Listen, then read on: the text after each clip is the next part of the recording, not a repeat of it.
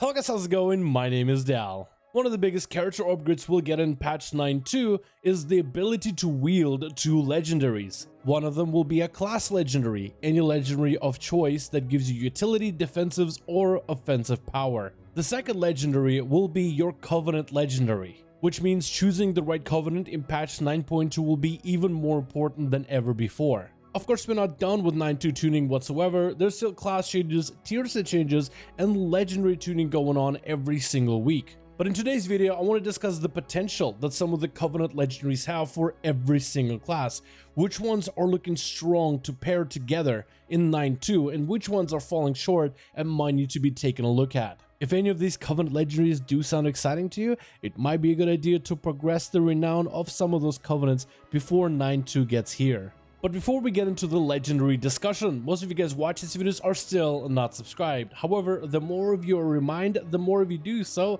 let's keep it going. Subscribe to the channel as well as hit the bell if you're watching these videos anyway, especially if you want to be up to date with the next major content update for World of Warcraft coming in patch 9.2. In no specific order, I wanted to start with the Warrior class. Warrior Covenant legendaries are actually all pretty good.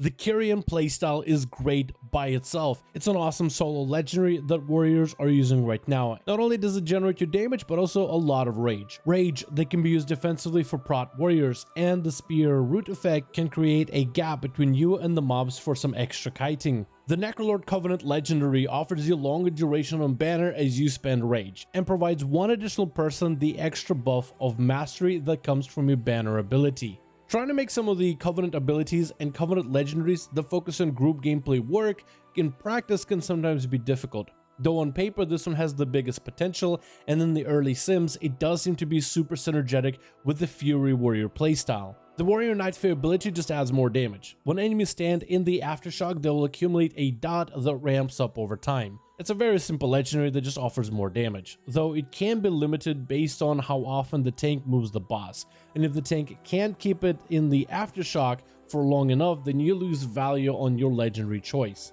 The Venti legendary is pretty interesting. It plays with your cooldowns. Every time your head condemned while your cooldowns are rolling, like Colossus Smash, Avatar, or Recklessness, it extends the duration of those offensive abilities by a few extra seconds. This is decent for Arms and Fury, especially with some of the tier sets we're getting in 9.2, though Protection Warriors generally find it difficult to use this legendary. If you're the main tank in your raid, or you're tanking Mythic Pluses, most of your rage is going to be funneled into defensives.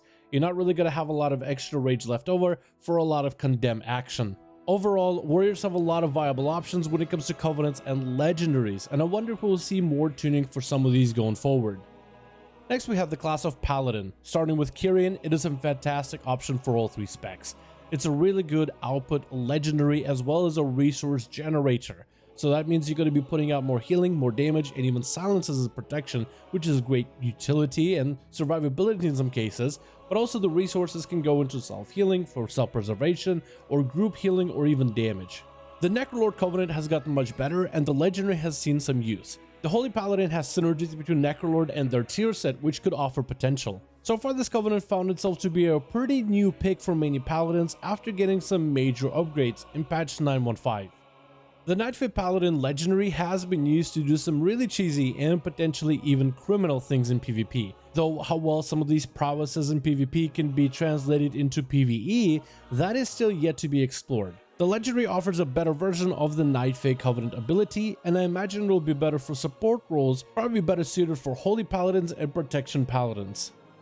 The Venti legendary offers you a choice. Either longer duration of the Ventier signature ability, or cooldown reduction if you ever leave the Ashen Ground. The extra duration by itself is fine, but the cooldown reduction could be very interesting.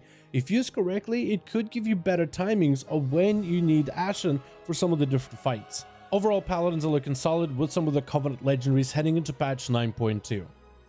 Then we have the class of Hunter.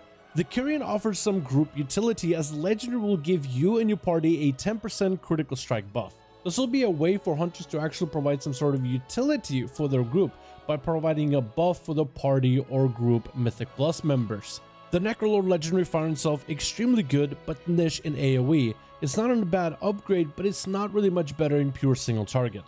The Night Fae legendary seems to be really strong in cleave and pure single target, and will likely to make Night Fae a very strong competitor heading to patch 9.2. The Venthyr Hunter Legendary is also pretty good, adding some decent single target and also a little bit of cleave as well, and some hunters have found themselves playing Venthyr in raiding environments. Overall, hunters have a bit more playstyle options between the Night Fae, Venthyr, and Necrolord of the different types of content they'll experience, and also some potential for the Kyrian to actually bring some group utility for your party or raid.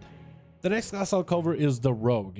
The Kyrian Legendary is not terrible, though in the past has been kind of difficult to use for assassination in particular. The Necrolord Legendary is pretty good for AoE, but falls short in single target in a lot of the early sims. The Night Fae Legendary provides you some extra cooldowns on a 1.5 minute CD with a bit of a delay, which could be interesting as a second legendary, but was never strong enough to be a good primary legendary.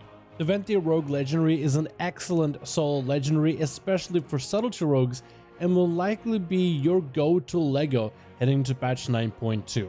If not Venthyr, then the Kyrian might be a solid choice, but Necrolord and Night Fae are looking like they might fall behind unless they get adjusted for 9.2. Then we have the Priests. For Priests, the Kyrian Legendary is actually pretty good. It reduces the cooldown of a very strong Covenant ability. We're taking it from a 3-minute cooldown down to a 2-minute cooldown if used optimally, which could be a huge gain. For Necrolords, it's a ridiculously good legendary for Shadow Priest and will likely to be really good heading into 9.2. For Disc Priest, the Mages will do half damage and half healing, and for Holy, he'll just do only healing, which might be decent for throughput fights, especially if mobility is involved, where you will be on the move while your Necrolord Mages heals your allies. The Night Fae Legendary is interesting as it offers you a bit of cooldown reduction, defensives, as well as resource generation. In the past we saw Night Fae work well for Shadow Priest and Holy, but not super well for Disc, and I wonder if that'll be adjustment for Disc in particular, but it could be a decent Covenant, especially when it comes to group gameplay. The Venthyr Legendary offers more damage to the Mind Games ability, and every time the enemy affected by Mind Games heals or does damage to itself, the Priest gains a stacking crit buff. A simple legendary that just offers more damage, which could be beneficial for Disc and Holy heading into the next rating tier. Overall, Priests have some decent options of which Covenant legendaries they may pick, unless you're a Shadow Priest where it's kind of a no-brainer, it's going to be Necrolord every single time. Then we have Shamans. The Kyrian Vesper Totem is actually best in slot for Restoration. This legendary plays super well into the next tier set bonus for Restoration Shamans unless the changes in the future. Currently, the Restoration tier set allows cooldown reduction of all totems, including the Vesper Totem. For Elemental, and Enhancement is still a decent legendary, though a lot harder to use due to the mana issues when trying to heal in order to proc the extra beneficial effect. For all three specs, the Night Fae Legendary looks pretty decent. It's a big burst of cooldown reduction, and cooldown reduction says to be pretty good no matter the class, no matter the spec that you play. The Necrolord Shaman Legendary was never really good as a solo Lego, but as a support legendary, you could see a lot of secondary stats due to the short cooldown of Primordial Bolt. The Venthyr Legendary got buffed in 9.2. It now has a cooldown reduction mechanic every time a Flame Shock crits. With the legendary already applying Flame Shock on any enemies tagged by Chain Harvest, you're creating an interesting cooldown reduction loop that could make this substantially better in Mythic Plus content. Safe to say that Shaman's got some really exciting options heading into patch 9.2 when it comes to choosing their Covenant legendaries. The next class on the list is going to be Mage. The Kyrian Mage Covenant legendary has gotten updates as well in 9.2. It will now also affect your primary target when it comes to splash damage and AoE. So this is just free damage for single target and free cleave on top of it. The Necrolord Legendary for Arcane Mages and Frost Mages is actually not terrible. Fire Mages generally doesn't like the gameplay Necrolord offers due to its Fireball as a primary filler ability being somewhat lacking to synergize well with Necrolord. The Night Fae Legendary is actually kind of unique, adding a bonus effect to Shifting Power where you can now move while channeling the ability, and the spell will also build you up crit as well as haste over time as you channel the spell. The extra stats of haste and crit is also kind of nice, and I think it could synergize with all three specs of mages. The Venthyr Legendary offers more cooldown reduction on the main ability, which can be good. It was never really good by itself, but it could be really good as a support legendary into 9.2. Overall, mages have some strong potential in some of the legendary choices presented for them heading into the next build. The next class is going to be Warlock. The Kyrian Warlock Legendary offers a unique new gameplay options for the Kyrian damage over time ability, and it could be good in very specific situations. The Necrolord Lego found itself to be a strong competitor for PvP, and has some decent single target uses, but not super appealing when it comes to the Affliction Warlock gameplay. The Nightfey Legendary offers a huge buff in AoE, but it's pretty limiting outside of AoE situations. And the Venthyr Legendary makes the Venthyr ability actually kinda decent. Without the Legendary, it's very difficult to make the Venthyr Covenant for Warlocks work in the first place. Overall, the Warlock Legendary Covenants found themselves to be really good in very specific situations, which could limit the choices of Covenants you might be able to play heading into patch 9.2. The next class on the list is going to be Monk. The Kyrian Legendary is pretty interesting as it summons an extra Celestial depending on the spec that you play when you use Weapons of Order. This Legendary normally doesn't get a lot of play, and I'll be very interested to see what kind of synergies it might be able to develop once double Legendaries are enabled in patch 9.2. The Necrolord Legendary offers you random procs of BDB, which can be huge if it's used randomly on an AoE trash pack, but if it's used during your downtime on cooldowns, it could be somewhat wasted. However, the Nightfey Monk Legendary is actually really good on paper, and could be a strong contender as the Covenant of choice heading into the next build. The Venthyr Legendary is a fantastic option for Mystery Monks, though it doesn't really get that much play as a Windwalker or Brewmaster. It did get some buffs in 9.15, so potentially could be an awesome support legendary. For me, it's hard to really determine how good these Covenant Legendaries are going to be for monks, and I'll be really interested to test them all once double legendaries are enabled on the PTR. The next class is going to be Druid. The Kyrian Druid Legendary actually found quite a lot of play. It offers awesome group gameplay for any role. It has a really good group functionality that a lot of players have embraced, and if it's successful now, it's likely to be really good heading to the next build. The Necrolord Legendary, as well as the Necrolord Covenant outside of PvP, doesn't really get played often, and I think right now it's looking like it might be in for a rework before the next build. I feel like just about everybody and the mother plays Nightfey Druid, and there's a good chance that they're using the Nightfey Legendary.